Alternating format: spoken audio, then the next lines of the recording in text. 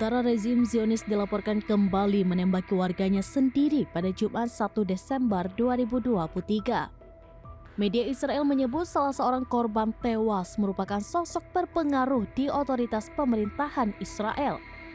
Identitas salah satu korban yang tewas teridentifikasi merupakan seorang ketua pengadilan Rabi Ashdod di wilayah pendudukan.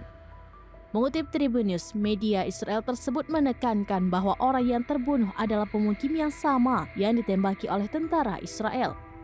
Tentara Zionis berdalih mereka mengira Rabi itu merupakan warga Palestina.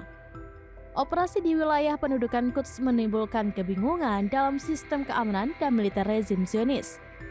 Hal ini membuat para prajurit rezim Zionis secara keliru melepaskan tembakan ke arah pemukim Zionis. Tembakan brutal tentara Israel itu dengan maksud sambil mencari pelaku operasi penembakan di wilayah pendudukan Quds yang diduga militan Hamas. Dilaporkan pula sang Rabi Ashdod itu sedang duduk di tanah dan mengangkat tangannya. Namun tentara Zionis tetap menembakinya lantaran dianggap sebagai warga Palestina. Sebelumnya media Israel mengumumkan pada Kamis 30 November 2023 bahwa 3 Zionis tewas dan beberapa orang lainnya luka-luka. Mereka diserang saat berada di sebuah terminal bus kota Quds.